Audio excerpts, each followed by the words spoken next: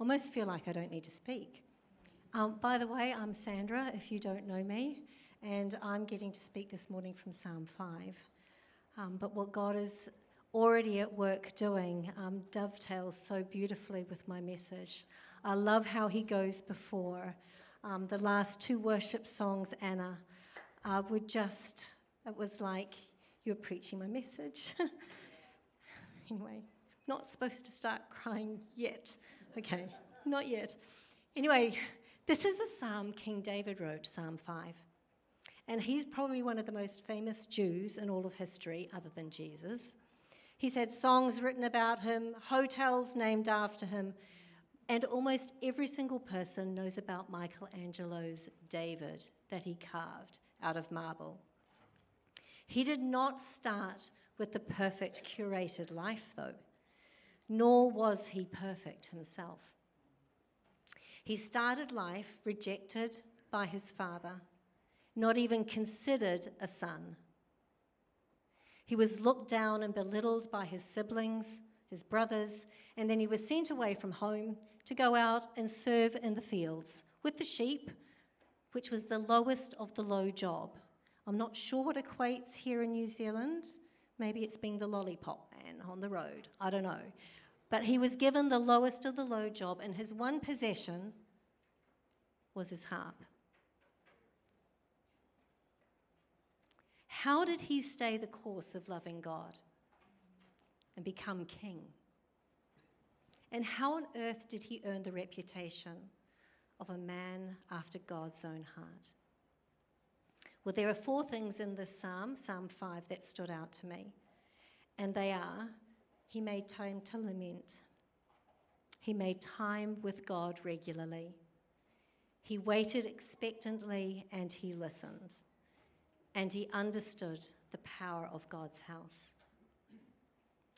Can we pray? I'm a bit nervous. I'm going to cry. Breathe deep, Sandra.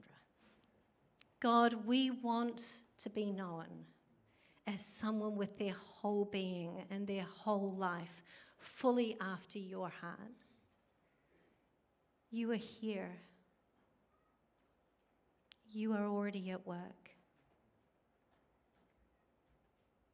Lord, the words that I have prepared are just words until you breathe on them and anoint them. And it is your power that has the power to change. So I pray that the things that I say that you want to land would land, and everything else would fall away. Amen. You know, life has many seasons, good ones and bad ones, difficult ones, and in fact, some that are just darn hard. And those seasons create opportunity. Well, actually, they force us to actually come to God differently than we have before. Often to be more honest than we ever have been before. And most of us haven't grown up in homes where our feelings and how things are really going on have been openly encouraged in a safe environment. If you have, you are so blessed. Most of us haven't, or feel that we haven't been able to express our emotions freely. And so when we go through these tough times and we're feeling all these big feelings in today's language, these big emotions, we feel bad. We feel like somehow it's wrong, and we don't even want to say it to other people, let alone God himself. And yet here we're shown something different. This is why we find King David right now with these big feelings. He's still hiding from his son, Absalom. He's hiding out because Absalom wants him dead. So David is experiencing deep anguish. He's suffering at the injustice of it all from his own family and his own close circle.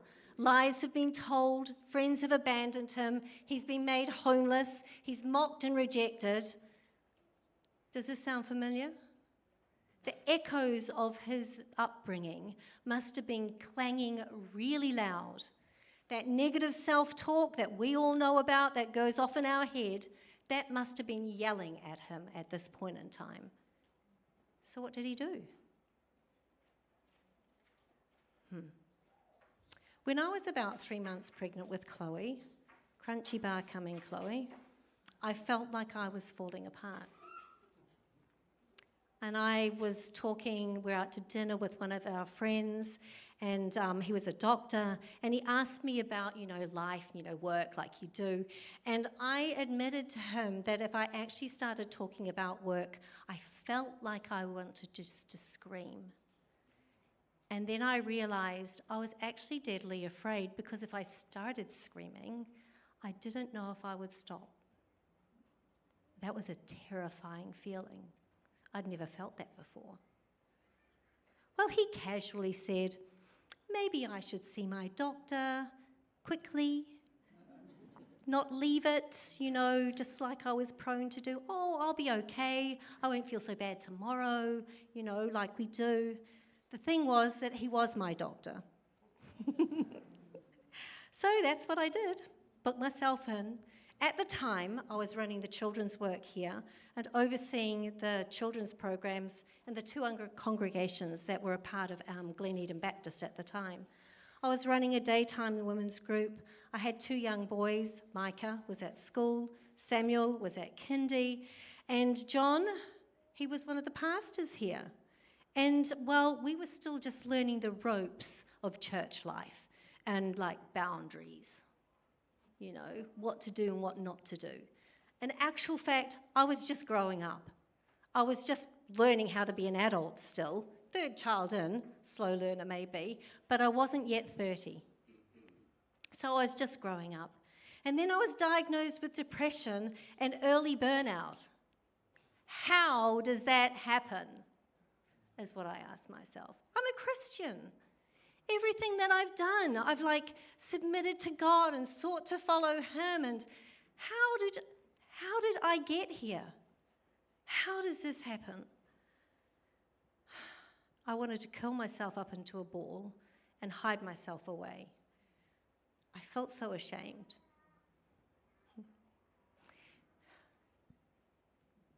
It rocked my world.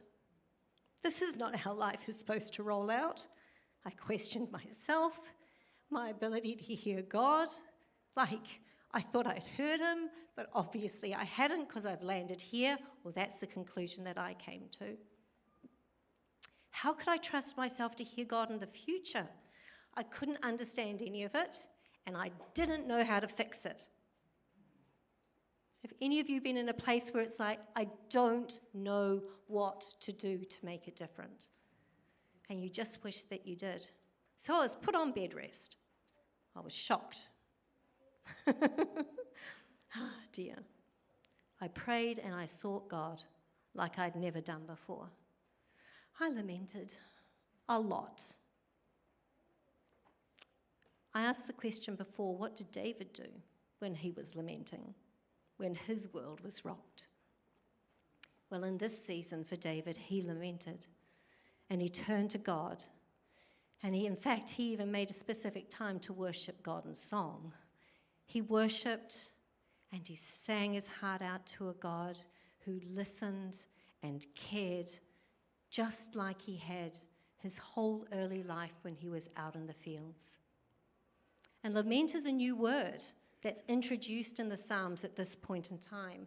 And biblically, lament means it's a prayer in pain, expressing confusion, deep regret, sorrow, anger, bewilderment that leads to hope and trust. I'm so glad that David actually used this word at the beginning of this psalm, because he showed that all of these emotions are normal responses when things are happening in our world that we don't think they should be, spinning out of control. And they indicate that something is happening. Pay attention. The answer is in bringing our grief, anger, and pain honestly to God and trusting him with them. And this is what David does. David doesn't avoid God, but what does he do next? In verses 1 to 3, it talks about that he spends time with God every morning, in fact. It states the time. And he takes time to be real and to be honest with all his bad self-feelings. All of them. No holds barred. It was all there. Hanging out with God changes our heart posture. It changes us. Changes how we see ourselves and how we want to walk into our day. And this sets us up to be aware of God at work, not just in us, but in the people that are around us. Today's language is having a quiet time. And can I encourage you to always make time within your quiet time to be real and honest with God with how you actually genuinely feel. Difficult times do not get solved overnight because grief is a journey, and so lamenting is also not a one hit and now I'm all good. I've gotten it all out, I'm over it, and I don't need to return here. It's not like that.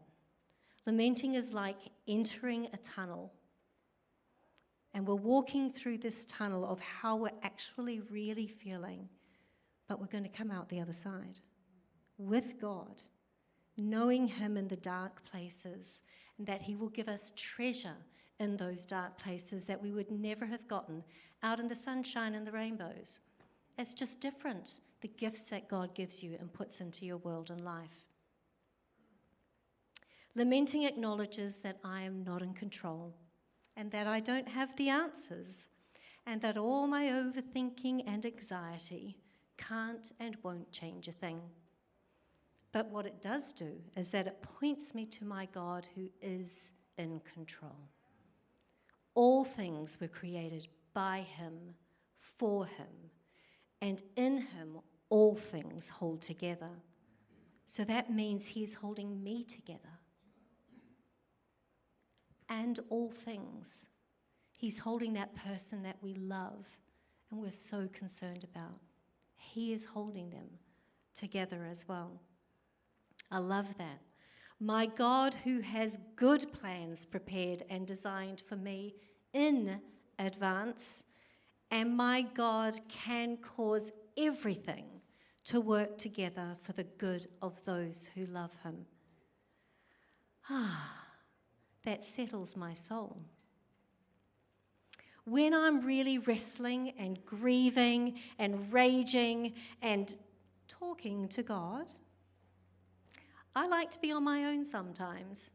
So I usually head off to the beach, a big stretch of beach, not my tiny little Langhome beach, Piha Beach, you know, where I can rage, like do all sorts of gestures that I might want to do and have done, ugly cry, and not worry about anybody hearing me or seeing me or judging me, or they're too far away and so it doesn't really matter. I just need to get it all out. I don't know if you're like this, but I have to get it all out. Otherwise it stays in. I can't just get part of it out and hope it's done with. I have to get it all out. Lately, I've loved to walk in the bush places that we have around us, and there's plenty of them, with worship playing in my ears and letting that be the springboard. It's like the background springboard of just being able to come and being honest and being encouraged and having my eyes set on Him. So can I say daily, spend time with Him. Tell Him what is on your heart. And can I let you in on a secret? He already knows. It says He knows all of our thoughts. So He already knows what you're thinking and you're feeling. So He's not shocked. He's not surprised that you're mad at Him or someone else, that you feel like killing them or you feel like killing someone else. He's not surprised and He's not shocked. He's just waiting for you to come. To come and be real. My next point is don't forget to listen. This is what David did. It says that he waited. He waited expectantly. He expected God to speak. He expected there to be some normal conversation. Not all just like me blaring at God. He expected God to speak to him. Whether it be right then or whether it be later. He was then looking for God in his circumstances, looking for God as he went through his day, looking for signposts. Don't just pray and walk away. This is not wet and forget. That won't work here. Look and wait. After I have spent time with God and I'm depleted of all my negative emotions and what I'm feeling, I often journal. I wrote both my thoughts and my feelings down and what's been going on, and then I write what God is saying back to me. And I find often that he reveals what I'm holding on to.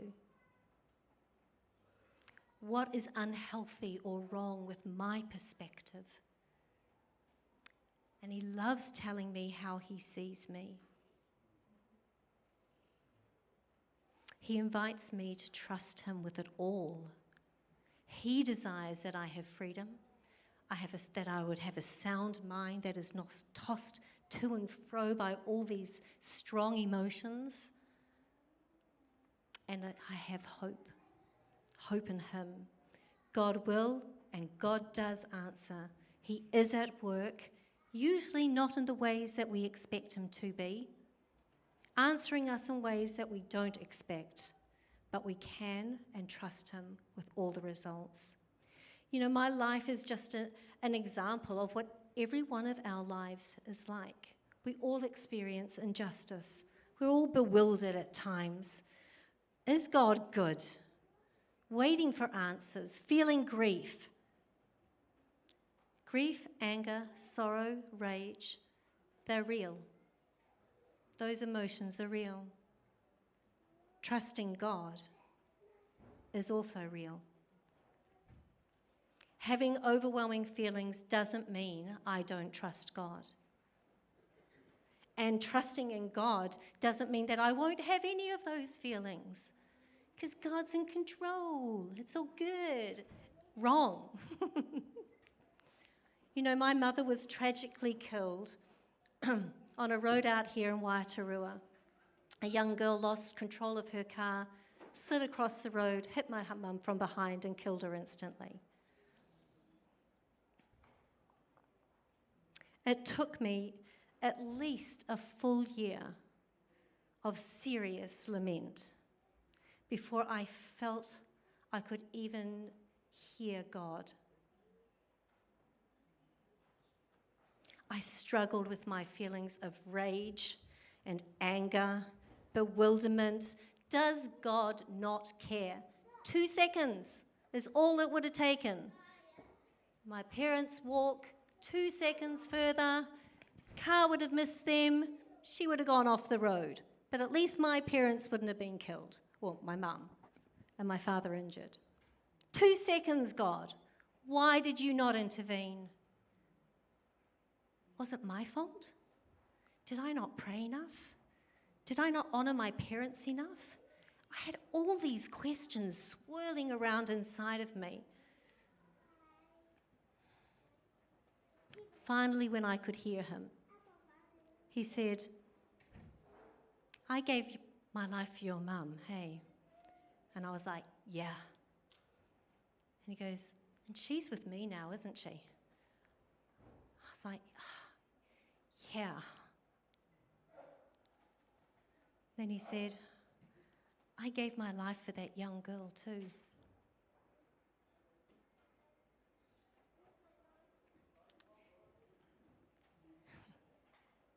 All my anger just dropped away when I could hear his voice. It didn't answer my questions.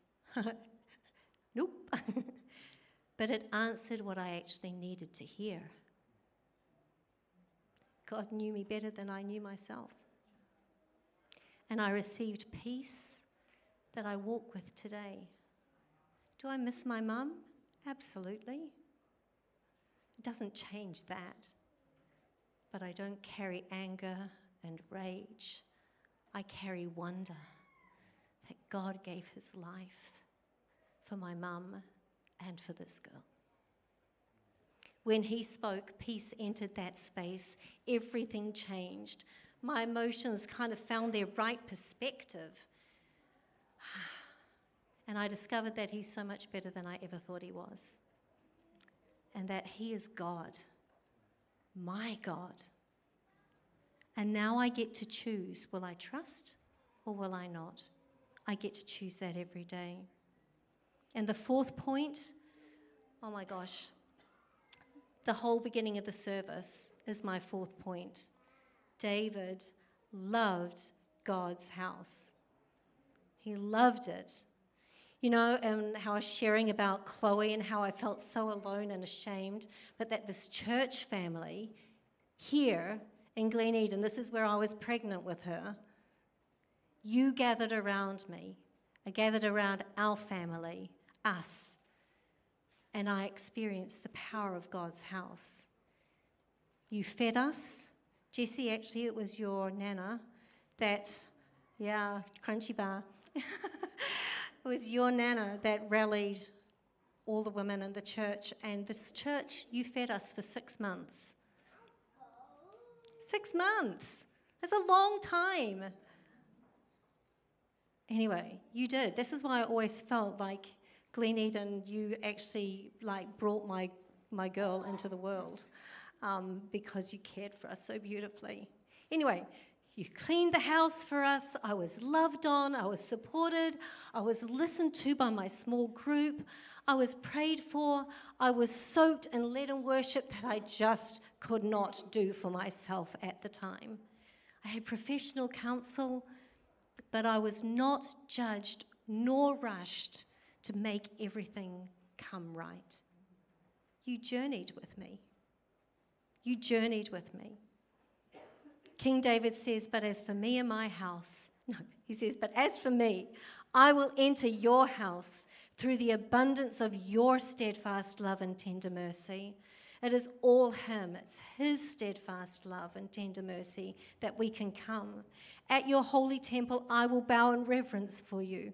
Lead me in your right ways and make it clear. Can I say, God often shows his right ways and helps make it clear through his people in his house. It's not this is just a me and Jesus thing. No. This is an us and Jesus thing. He calls us and gathers us in. Where am I?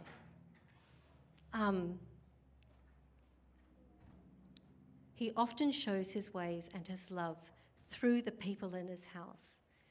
And can I say, he says in his word in John 13, he intended the world to be wowed by our love for one another. He intended this to resound out into the world, how we loved on one another and treated one another. So sometimes the bravest thing that we can do is to tell a trusted friend, your small group, what's actually really going on your inside. Difficulty can dislodge us like it made me want to feel from the community that actually loves us. It's his house. It can dislodge us from the warmth of God, but also the refining fire of God. And this is just what the enemy wants, our fire to go out and to be cold. So how can we stay the course? How can we stay the course? Can I say to you, make sure you run to his house. Make sure you run to his house so that she can actually do what she was called to do, to serve you and to serve one another. And I am so glad personally that I did not pull back, but that I ran to this house, and that my whole Christian walk, through the ups and the downs, and there have been a few, like you guys, I've run to his house and found that she is a beautiful, beautiful bride that God is preparing for himself.